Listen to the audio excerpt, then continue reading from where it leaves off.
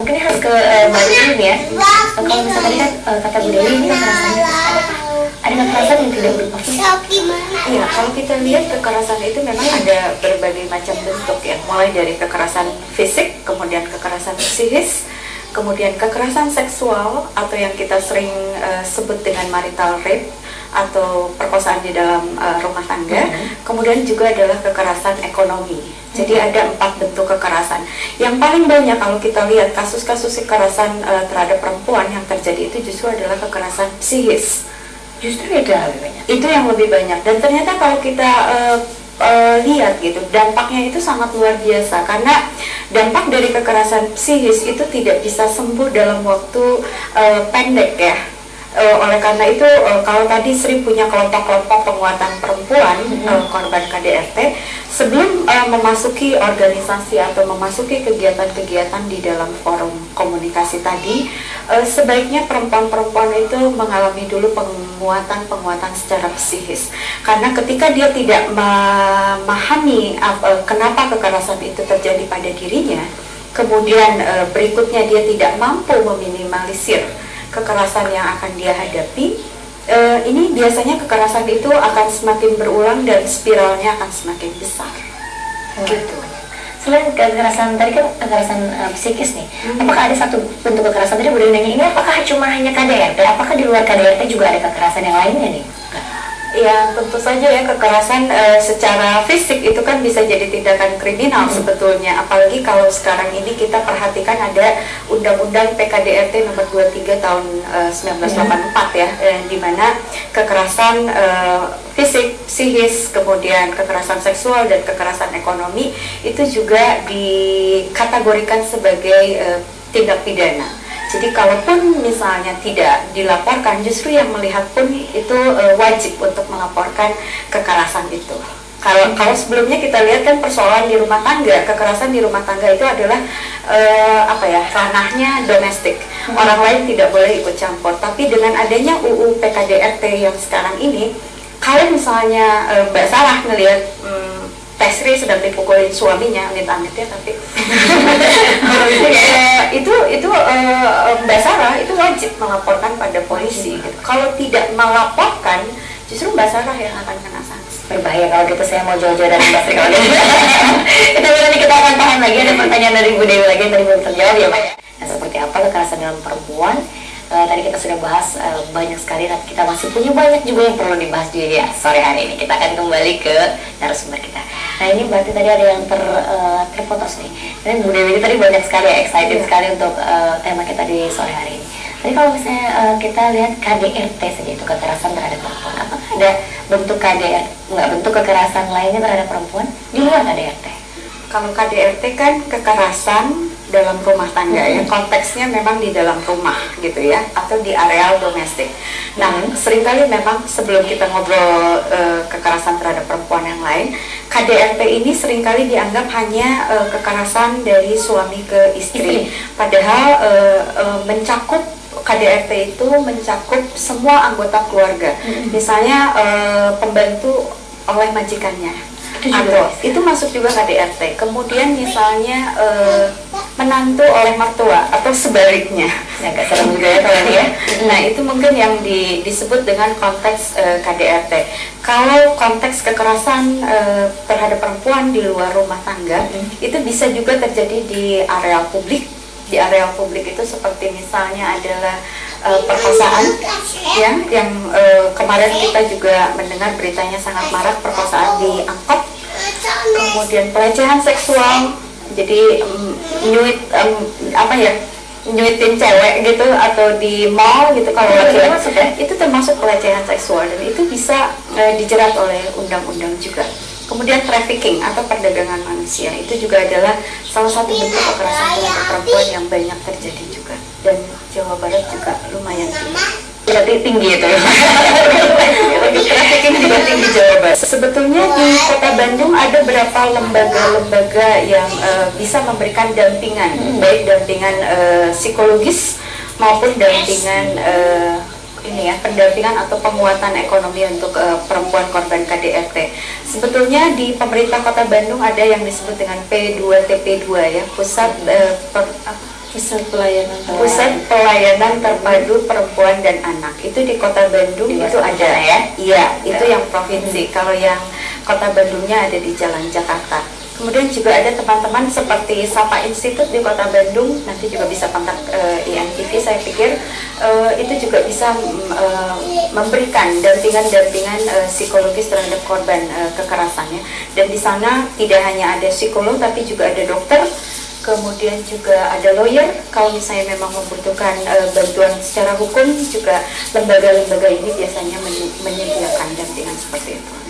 Wah, ini sangat luar biasa. Jadi kalau misalnya nanti Bu Dewi melihat ada tetangganya atau siapapun yang terkena kekerasan terhadap perempuan, bisa langsung saja menghubungi yang tadi sudah disampaikan oleh Ibu. Nanti kita akan sounding lagi kemana Anda harus berkonsultasi ya.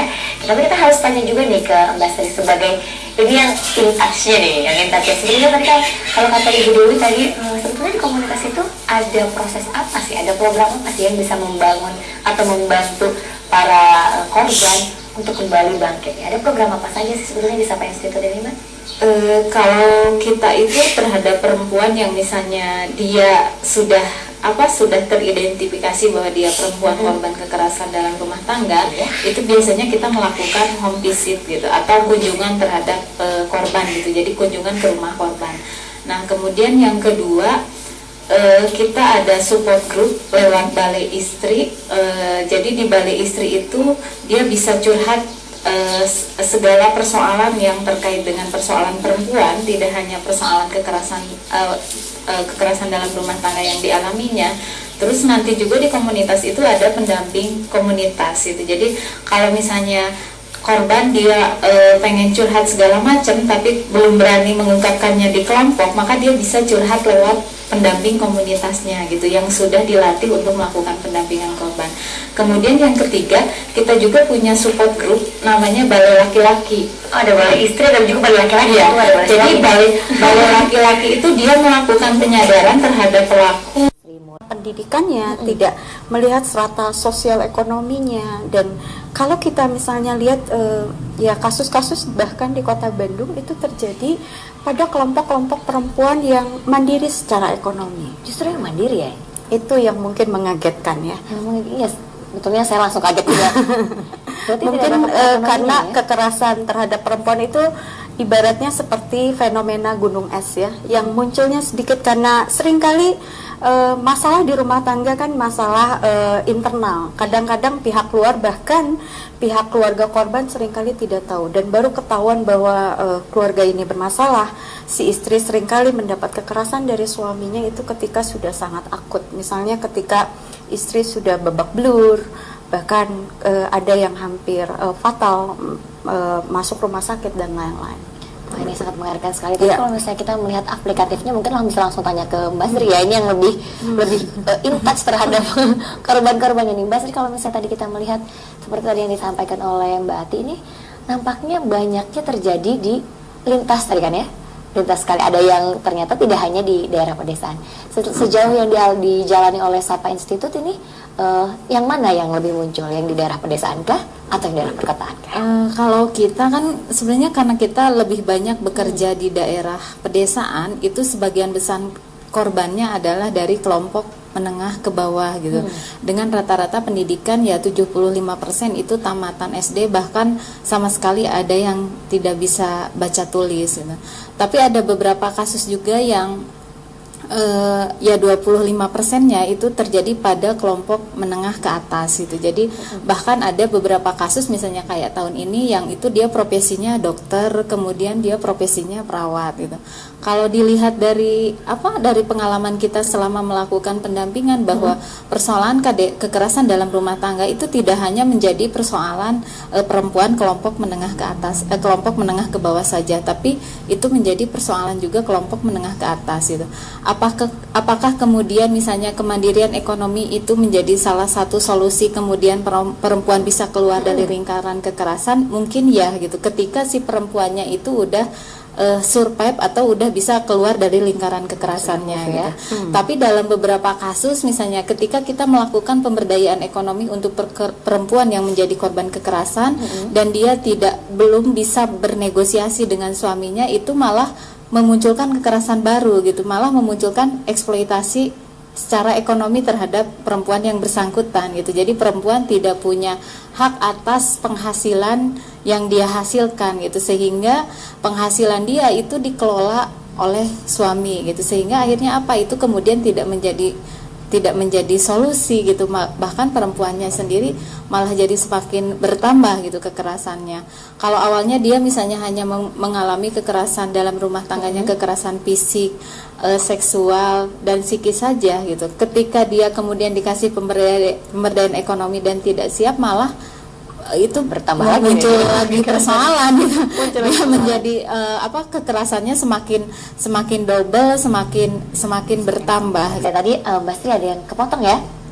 Kalau misalnya tadi kalau misalnya kita berbicara tadi kan jadi tambah kompleks nih permasalahannya. Kalau misalnya dari sisi ternyata dia sudah bisa mandiri.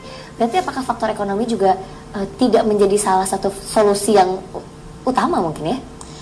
Faktor ekonomi itu menjadi salah satu solusi ya, ketika misalnya akhirnya korban memutuskan bahwa saya memilih kemudian untuk bercerai dari suami gitu. Kemudian ketika dia pilihannya ada bercerai dengan suami, maka secara tidak langsung bahwa beban untuk menafkahi dirinya sendiri dan menafkahi anaknya itu menjadi bebannya dia gitu. Itu bisa menjadi solusi, pemberdayaan ekonomi bisa menjadi sebuah solusi. Tetapi ketika pemberdayaan ekonomi menjadi solusi, itu bahwa korban harus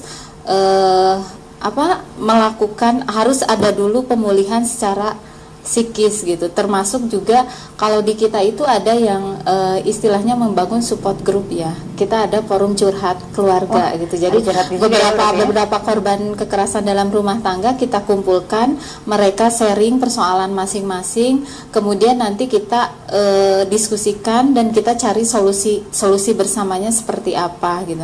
Nah kalau di kita itu semua korban kekerasan dalam rumah tangga, karena kita kan adalah organisasi yang melakukan penguatan untuk kelompok perempuan, jadi korban kekerasan dalam rumah tangga itu kemudian diajak gabung di organisasi yang namanya Balai Istri gitu. Nanti setelah dia pulih, dia bisa melakukan lagi pendampingan terhadap perempuan yang menjadi korban kekerasan dalam rumah tangga yang lainnya gitu. Mulia sekali berarti ya. Walaupun misalnya kalau di kita itu kan Balai Istri itu tidak hanya fungsinya sebagai dia pusat pendampingan saja, melakukan pendampingan terhadap perempuan korban kekerasan, tapi juga dia menjadi pusat informasi dan juga komunikasi terkait dengan isu-isu kekerasan terhadap perempuan gitu. Tidak hanya kekerasan dalam rumah tangga saja. Wah, luar biasa sekali nampaknya. Tapi kita harus saya ingin bertanya sama Mbak Ati, tapi nampaknya ada penelpon dulu nih. Nanti kita akan tahan dulu ya. Ya, halo. Halo, selamat. Ya, dengan Ibu Dewi dari Bandung Selatan. Silakan Ibu. Ya, mau ada yang ditanyakan. Silakan. Kan tadi narasumber membahas bahwa katanya ada Komnas HAM tentang perempuan gitu ya, karena korban KDRT. Kalau menurut saya kekerasan itu apa harus selalu KDRT? Ada nggak yang ke psikis tapi bukan karena kekerasan gitu? Iya. Kemana Jadi, ya kekerasan saya? tidak berupa fisik ya Bu Dewi ya? Halo. Dan mau ada yang ditanyakan, ada Komnas di Bandung ini kemana gitu kalau saya mau konsultasi? Ya, mungkin itu cukup jelas. Kurang jelas. Kurang jelas. Tadi pertanyaan itu bisa diulang? Oh, kemana kalau di Bandung ini nanti kalau mau konsultasi gitu ya Bu Dewi? Iya. Iya. Dan, Cukup ada lagi? Gini, apakah Komnas ini hanya membahas KDRT, kekerasan pada perempuan di rumah tangga, atau kalau itu apakah selalu harus kekerasan dalam rumah tangga? Kalau misalnya bukan kekerasan dalam rumah tangga tapi ke psikis aja gitu, ada sesuatu yang terjadi tapi sakitnya ke psikis, tapi bukan kekerasan gitu. Iya. Ya, Kita akan coba bahas ya Bu Dewi ya. Ya. Dan mohon ininya alamat Komnas di Bandung barangkali ada. Ya, terima kasih. Ya, terima kasih Bu Dewi. Nah, ini sudah saya rangkum nih. Nampaknya kalau misalnya tadi kan Ibu Dewi kita kan membahas tentang kekerasan, mungkin ini harus ke Mbak Ati dulu nih ya. Kalau misalnya tadi kan kata Bu Dewi ini kekerasannya fisik, adakah ada kekerasan yang tidak berupa fisik gitu?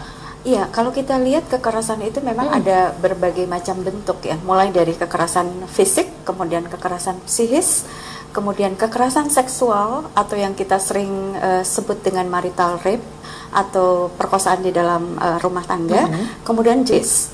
Justru itu yang lebih banyak. Itu yang lebih banyak, dan juga adalah kekerasan ekonomi. Jadi ada 4 bentuk kekerasan. Yang paling banyak kalau kita lihat kasus-kasus kekerasan terhadap perempuan yang terjadi itu justru adalah kekerasan psikis. Ternyata kalau kita lihat gitu, dampaknya itu sangat luar biasa, karena dampak dari kekerasan psikis itu tidak bisa sembuh dalam waktu pendek ya. Oleh karena itu kalau tadi Sri punya kelompok-kelompok penguatan perempuan korban KDRT, sebelum memasuki organisasi atau memasuki kegiatan-kegiatan di dalam forum komunikasi tadi, sebaiknya perempuan-perempuan itu mengalami dulu penguatan secara psikis, karena ketika dia tidak memahami kenapa kekerasan itu terjadi pada dirinya, kemudian berikutnya dia tidak mampu meminimalisir kekerasan yang akan dia hadapi, ini biasanya kekerasan itu akan semakin berulang dan spiralnya akan semakin besar. Gitu. Selain kekerasan tadi kan kekerasan psikis nih, apakah ada satu bentuk kekerasan tadi Bu Dewi nanya ini apakah cuma hanya KDRT? Apakah di luar KDRT juga ada kekerasan yang lainnya nih? Ya tentu saja ya, kekerasan secara fisik itu kan bisa jadi tindakan kriminal sebetulnya, apalagi kalau sekarang ini kita perhatikan ada Undang-Undang PKDRT nomor 23 tahun 1984 ya, di mana kekerasan fisik, psikis, kemudian kekerasan seksual dan kekerasan ekonomi itu juga dikategorikan sebagai tindak pidana. Jadi kalaupun misalnya tidak dilaporkan, justru yang melihat pun itu wajib untuk melaporkan kekerasan itu. Kalau sebelumnya kita lihat kan persoalan di rumah tangga, kekerasan di rumah tangga itu adalah ranahnya domestik. Orang lain tidak boleh ikut campur. Tapi dengan adanya UU PKDRT yang sekarang ini, kalau misalnya Mbak Sarah ngelihat Tesri sedang dipukulin suaminya, amit-amit ya, tapi itu Mbak Sarah itu wajib melaporkan pada polisi. Gitu. Kalau tidak melaporkan, justru Mbak Sarah yang akan kena sanksi. Berbahaya kalau gitu, saya mau jauh-jauh dari Mbak Sri kalau gitu. Tapi nanti kita akan tahan lagi, ada pertanyaan dari Bu Dewi lagi yang tadi belum terjawab ya Pak ya. Dan pemirsa MTV, kita akan kembali lagi setelah jeda pariwara berikut. Tetap bersama kami di Jendela Keluarga. Di hari ini yaitu kekerasan terhadap perempuan. Dan seperti apa kekerasan dalam perempuan? Tadi kita sudah bahas banyak sekali, tapi kita masih punya banyak juga yang perlu dibahas di sore hari ini. Kita akan kembali ke narasumber kita. Nah ini Mbak Ati tadi ada yang terputus nih. Ini Bu Dewi ini tadi banyak sekali ya, excited sekali untuk tema kita di sore hari ini. Tadi kalau misalnya kita lihat KDRT saja, itu kekerasan terhadap perempuan. Apakah ada bentuk bentuk kekerasan lainnya terhadap perempuan di luar KDRT? Kalau KDRT kan kekerasan dalam rumah tangga ya, konteksnya memang di dalam rumah gitu ya, atau di areal domestik. Nah, seringkali memang sebelum kita ngobrol kekerasan terhadap perempuan yang lain, KDRT ini seringkali dianggap hanya kekerasan dari suami ke istri. Padahal mencakup KDRT itu mencakup semua anggota keluarga. Misalnya pembantu oleh majikannya. Itu masuk juga KDRT. Kemudian misalnya menantu oleh mertua atau sebaliknya. Agak serem juga ya kalau ini ya. Nah itu mungkin yang disebut dengan konteks KDRT. Kalau konteks kekerasan terhadap perempuan di luar rumah tangga, itu bisa juga terjadi di areal publik. Di areal publik itu seperti misalnya adalah perkosaan, ya, yang kemarin kita juga mendengar beritanya sangat marak, perkosaan di angkot. Kemudian pelecehan seksual, jadi nyuitin cewek gitu, atau di mall gitu. Kalau laki-laki itu termasuk pelecehan seksual, dan itu bisa dijerat oleh undang-undang juga. Kemudian trafficking atau perdagangan manusia, itu juga adalah salah satu bentuk kekerasan terhadap perempuan yang banyak terjadi juga, dan Jawa Barat juga lumayan tinggi. Kalau urutan 3 berarti tinggi itu ya. Untuk trafficking juga tinggi Jawa Barat. Trafficking juga tinggi ya nampaknya. Agak prihatinnya terhadap Jawa Barat yang mungkin sekarang. Tapi kalau misalnya kita kembali, tadi ada pertanyaan juga dari Mbak Ati, kita harus mengadu kemana kalau misalnya kita jadi korban kekerasan terhadap perempuan? Ya, sebetulnya di Kota Bandung ada beberapa lembaga-lembaga yang bisa memberikan dampingan, baik dampingan psikologis maupun dampingan ini ya, pendampingan atau penguatan ekonomi untuk perempuan korban KDRT. Sebetulnya di pemerintah Kota Bandung ada yang disebut dengan P2TP2 ya, Pusat Pelayanan Terpadu Perempuan dan Anak. Itu di Kota Bandung Di itu Wastu ada Kencana ya? Iya, itu yang provinsi. Kalau yang Kota Bandungnya ada di Jalan Jakarta. Kemudian juga ada teman-teman seperti Sapa Institute di Kota Bandung, nanti juga bisa kontak IMTV, saya pikir itu juga bisa memberikan dampingan-dampingan psikologis terhadap korban kekerasan ya. Dan di sana tidak hanya ada psikolog tapi juga ada dokter, kemudian juga ada lawyer kalau misalnya memang membutuhkan bantuan secara hukum, juga lembaga-lembaga ini biasanya menyediakan dampingan seperti itu.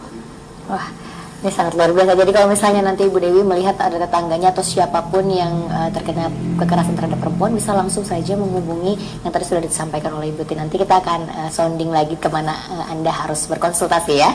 Tapi kita harus tanya juga nih ke Mbak Sri sebagai ini yang in touch-nya nih, yang in touch-nya. Sebetulnya tadi kalau kata Ibu Dewi tadi, sebetulnya di komunitas itu ada proses apa sih, ada program apa sih yang bisa membangun atau membantu para korban untuk kembali bangkit ya? Ada program apa saja sih sebetulnya di Sapa Institute ini, Mbak? Kalau kita itu terhadap perempuan yang misalnya dia sudah teridentifikasi bahwa dia perempuan korban kekerasan dalam rumah tangga, itu biasanya kita melakukan home visit gitu atau kunjungan terhadap korban gitu. Jadi kunjungan ke rumah korban. Nah, kemudian yang kedua, kita ada support group lewat Balai Istri. Jadi di Balai Istri itu dia bisa curhat segala persoalan yang terkait dengan persoalan perempuan, tidak hanya persoalan kekerasan dalam rumah tangga yang dialaminya. Terus nanti juga di komunitas itu ada pendamping komunitas gitu. Jadi kalau misalnya korban dia pengen curhat segala macam tapi belum berani mengungkapkannya di kelompok, maka dia bisa curhat lewat pendamping komunitasnya gitu yang sudah dilatih untuk melakukan pendampingan korban. Kemudian yang ketiga, kita juga punya support group namanya Balai Laki-laki. Oh, ada Balai Istri dan juga Balai Laki-laki, Iya. itu ada Balai Jadi Suami. balai laki-laki itu dia melakukan penyadaran terhadap pelaku bahwa sebagai laki-laki jangan pernah kamu melakukan kekerasan terhadap perempuan gitu. Jadi Balai Laki-laki itu dia juga melakukan pendampingan terhadap korban, juga melakukan penyadaran terhadap laki-laki gitu. Kemudian kita juga melakukan pencegahan untuk kekerasan dalam rumah tangga, yaitu dengan cara melakukan sosialisasi tentang kekerasan dalam rumah tangga, apa itu KDRT, bagaimana cara kita melakukan pengaduan kasus ketika kita mengalaminya, itu lewat komunitas-komunitas pengajian, kemudian lewat komunitas PKK, juga bekerja sama dengan tokoh agama, tokoh masyarakat, bahkan aparat setempat gitu. Nah, kalau kita melihat misalnya dia dari sisi psikologis sudah pulih, kemudian dia sudah bisa survive keluar dari lingkaran kekerasan yang dilakukan oleh suaminya, sudah bisa bernegosiasi dengan suaminya, biasanya kita ada pemberdayaan ekonomi untuk perempuan korban kekerasan lewat koperasi Balai Istri. Jadi sebelumnya ada pelatihan, kita melihat dulu potensi ekonomi apa yang kemudian dia bisa kembangkan, kemudian setelah itu kita kerjasama dengan pemerintah daerah ya. Kalau di Kabupaten Bandung kita kerjasama dengan pemerintah daerah Kabupaten Bandung, khususnya BKBPP dan Dinas Sosial, juga Dinas Sosial Provinsi dan Kementerian Sosial. Ada pinjaman bergulir untuk perempuan korban kekerasan gitu. Jadi, nah selama dia sudah mendapatkan modal untuk usaha itu, dia diwajibkan nabung di koperasi. Kemudian juga ada proses pendampingan terhadap usaha yang sudah dia kembangkan. Berarti kalau gitu ini program-program yang diberikan kepada korban perempuan-perempuan korban kekerasan yang ujungnya akan berpisah dengan pasangannya gitu, Mbak?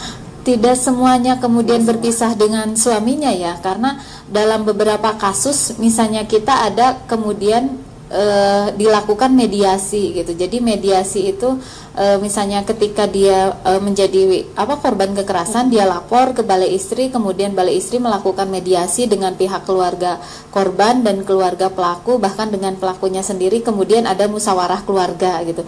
Nah, kalau pengalaman kita di musyawarah keluarga itu misalnya ditanya si korbannya apakah dia ingin melanjutkan rumah tangganya atau ingin berpisah dengan suaminya gitu. Misalnya kalau dia ingin melanjutkan dengan rumah tangganya, si korban memberikan beberapa syarat terhadap suami. Nah, syarat beberapa syarat itu kemudian dilakukan tertulis, jadi kayak semacam jadi kontrak gitu, kontrak kesepakatan bersama bahwa bahkan si suami itu di ikrarnya dia diminta ketika di Ya, gitu tapi ya. nampaknya kita juga punya penelpon dulu nih nampaknya Oke. Mbak ya. Ya, halo.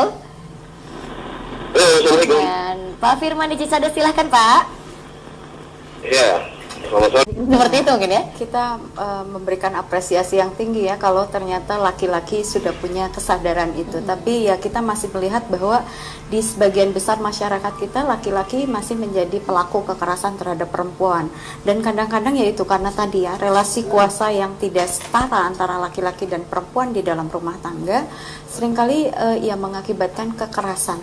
Tadi kembali ke pertanyaan Mbak Sarah, bagaimana sih sebetulnya kita meminimalisir Betul, ingin kekerasan. supaya tidak semua KDRT itu melahirkan perceraian, karena mungkin kita juga sangat tidak berharap ya keluarga misalnya tercerai-berai gitu.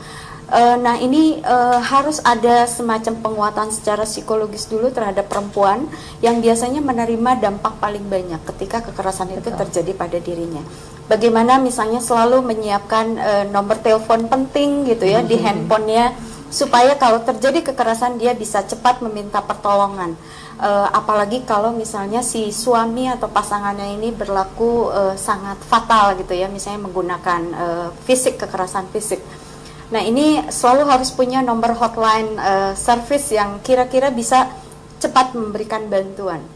Kemudian berikutnya adalah si perempuan sendiri dengan si suami itu harus punya komunikasi yang egalitarian gitu ya. Artinya selalu harus dibuka komunikasi antara suami dan istri, walaupun mungkin pada saat-saat konflik yang besar kan tidak mudah ya membuka komunikasi, tapi ini yang perlu dibicarakan. Karena ketika misalnya suami dan istri sudah tidak punya komunikasi, maka biasanya kekerasan itu semakin banyak. Mulai dari saling menghina, mulai biasa saling mencemooh, atau hanya karena suami telat pulang. Kemudian panjang ya Bu ya. Iya itu gitu kan, suami tidak mau diinterogasi istri, tapi istri pengen tahu suami ada di mana. Sepertinya ini sebetulnya kan bentuk-bentuk atensi di dalam rumah tangga. Tapi ketika sedang terjadi friksi, sedang terjadi tidak ada kesesuaian persepsi, maka yang muncul adalah kan menuduh atau menduga pasangannya melakukan hal-hal yang tidak baik. Iya, dan ini mungkin selain terhadap pasangannya atau korban dan pelaku, ini apakah ada keluarga yang terlibat, misalnya anaknya juga mungkin akan melakukan hal yang sama gitu Mbak?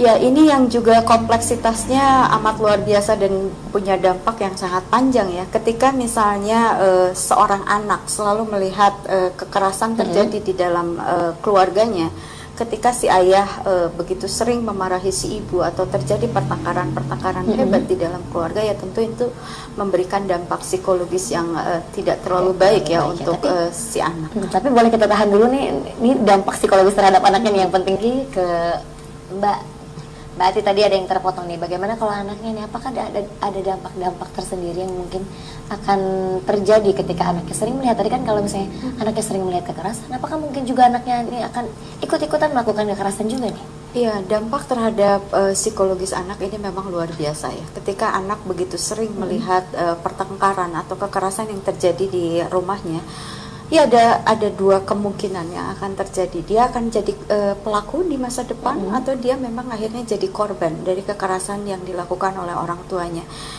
Kita seringkali sangat-sangat prihatin ketika melihat ternyata prestasi anak di sekolah misalnya tiba-tiba menurun, dan biasanya ada guru-guru yang suka konsultasi gitu ya. Ini kenapa ya tiba-tiba anak yang biasanya ceria di sekolah, misalnya berprestasi baik di akademik, ternyata tiba-tiba menurun. Dan ketika kita telusuri, ngobrol dengan anaknya, kemudian kita coba juga mencari tahu kepada orang tuanya, ternyata anak ini cukup stres melihat pertengkaran yang terjadi di keluarganya. Ini yang mungkin bisa terjadi. Kadang-kadang misalnya selain anak menjadi stres, depresi, kemudian dia turun prestasi akademiknya, tiba-tiba anak yang biasanya anak yang manis gitu ya di sekolah, anak yang baik, tiba-tiba jadi kayak anak yang troublemaker di kelasnya. Ya ternyata setelah kita telusuri, ada beberapa anak yang itu salah satu cara untuk mencari atensi ya dari orang dewasa lainnya. bahwa ketika kekerasan terjadi, sebetulnya kan semua anak pasti akan ketakutan. Ternyata orang tua saya, ayah saya, ibu saya bukan lagi tempat di mana segalanya saya bisa dapatkan kenyamanan, tapi ternyata mereka adalah orang-orang asing yang bisa saja dia juga terkenakan kekerasan gitu. Ini yang akhirnya membuat anak mencari dengan cara-caranya sendiri pertolongan orang dewasa lain. Bisa ke guru, kadang-kadang bisa ke teman sekolahnya. Ya mungkin caranya namanya anak ya, bisa jadi tidak efektif gitu. Ya misalnya dia tiba-tiba jadi troublemaker di kelas. Betul. Gitu. Dan gurunya tiba-tiba bingung, kenapa ya anak ini asalnya anak yang baik, anak yang nurut, tiba-tiba menjadi sangat pemarah misalnya, atau tiba-tiba dia berkelahi dengan temannya. Itu mungkin ya. Mungkin dampaknya itu sangat banyak sekali ya. Ya. Nah kalau misalnya dari Sapa Institute mungkin ada sedikit cerita mengenai ini, apakah ada dampak juga terhadap anak-anaknya yang ketika orang tuanya mengalami kekerasan nih? Kita pernah sering ya melakukan dengan korban itu melakukan diskusi atau dia curhat tentang alur historis keluarganya gitu. Nah, pas ketika dia cerita bahwa ternyata ketika dia jadi korban dan pelaku, itu misalnya si suaminya kenapa jadi pelaku, dia itu sering kali melihat bahwa si ibunya itu sering dipukuli. Oh, dulu juga seperti itu. Ya. Jadi memang Kemudian ada ya. Yang kedua, dia juga sering mendapatkan kekerasan fisik dari ayahnya gitu. Karena pola pendidikan di keluarganya, kemudian dia berasumsi bahwa solusi terhadap berbagai persoalan adalah kekerasan gitu. Yang akhirnya itu mau tidak mau kemudian terstigma ya di si anak bahwa kekerasan itu diperbolehkan gitu. Nah, akhirnya ketika dia berumah tangga, ketika laki-laki, dia bisa menjadi pelaku terhadap istrinya dan juga pelaku terhadap anaknya gitu. Mungkin hal positifnya juga ada juga yang sebagian ketika dia melihat misalnya bahwa seringkali ayahnya melakukan kekerasan, dia semakin menghargai terhadap perempuan gitu. Tapi kalau kita lihat sebagian besar pelaku bahwa dia itu di dahulu kala itu pola pendidikan di keluarganya itu adalah kekerasan itu, karena dia seringkali melihat bahwa si ayahnya itu melakukan kekerasan terhadap ibunya dan juga dia menjadi juga korban kekerasan dari ayahnya. Nah, ketika dia punya anak pun dia melakukan proses pendidikannya itu kekerasan menjadi sebuah solusi gitu. Bahkan kalau kita lihat gitu dari 73 kasus misalnya di salah satu daerah yang kita dampingi misalnya di Kabupaten Bandung, itu ternyata mereka punya keterikatan keluarga gitu. Makanya kemudian kita melihat bahwa proses pendampingan korban kekerasan dalam rumah tangga berbasis komunitas atau berbasis masyarakat itu menjadi pilihan yang sangat strategis. Karena ketika kalau di desa itu kan masih keluarga besar ya. Jadi ketika kita memutus satu lingkaran kekerasan dalam satu keluarga, itu sebenarnya kita berusaha berdampak terhadap kekerasan yang terjadi di kampung itu gitu. Ya, berarti ini banyak sekali ya. Jadi memang ada kayak seperti satu mata rantai jadinya ya. Tapi kalau misalnya Mbak Sri, mungkin ada pemirsa YMTV yang ingin bergabung atau ingin berkonsultasi atau ingin ikut andil dalam kelompoknya, komunitasnya, bisa langsung kemana nih? Silahkan Mbak. Bagi ibu-ibu, bapak-bapak yang akan melakukan konsultasi terkait dengan kekerasan terhadap perempuan, bisa menghubungi Sapa Institute di 02259574433 atau di Facebook kami, ada Facebook kita Sapa Institute, kemudian juga untuk remaja ada Facebooknya Balai Remaja. Terus kalau misalnya mau SMS boleh di nomor telepon 081395048632. Nah, bagi bapak-bapak yang juga tertarik untuk melakukan kampanye penyadaran terhadap kelompok laki-laki agar tidak menjadi pelaku kekerasan terhadap perempuan ya, boleh gabung di Balai Laki-laki. Dan bahkan kita juga untuk memutus mata rantai kekerasan di kelompok remaja, kita juga punya komunitas balai remaja gitu. Jadi mungkin pemirsa ya juga bisa menjadi salah satu volunteer yang akan melakukan pendampingan bagi perempuan korban kekerasan. Nah, mudah-mudahan nih banyak sekali ya. Tapi ini singkat saja nih Mbak. Berarti mungkin ada satu himbauan terhadap masyarakat terhadap kekerasan terhadap perempuan. Ini singkat saja Mbak. Waduh, dikatain singkat agak susah ya. Singkat aja nih. Kalau kita mau memutus rantai kekerasan, biasanya seperti yang tadi Sri sampaikan, korban itu adalah pelaku di masa depan, dan biasanya pelaku itu adalah korban di masa lalu. Jadi kalau kita memang mau memutus rantai kekerasan, ya berhenti jadi pelaku dan supaya tidak berhenti menjadi pelaku dan ciptakan suasana rumah itu adalah suasana komunikasi yang harmonis. Yang harmonis itu saja ya intinya. Itu aja. Ini kalau misalnya Mas saya produsernya boleh nih ya ditambahin waktunya, tapi nampaknya ini ada yang berwenang nih nantinya.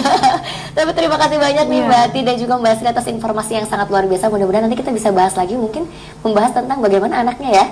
Nanti kita akan bahas lagi mungkin di segmen-segmen atau di episode selanjutnya. Terima kasih sekali lagi Mbak Ati dan juga Mbak Sri. Dan pemirsa YMTV di rumah, nampaknya 60 menit kebersamaan kita telah berlalu. Tapi jangan lupa sesuai dengan yang disampaikan oleh Mbak Ati tadi, jaga keharmonisan keluarga sebagai keluarga yang sangat komunikatif.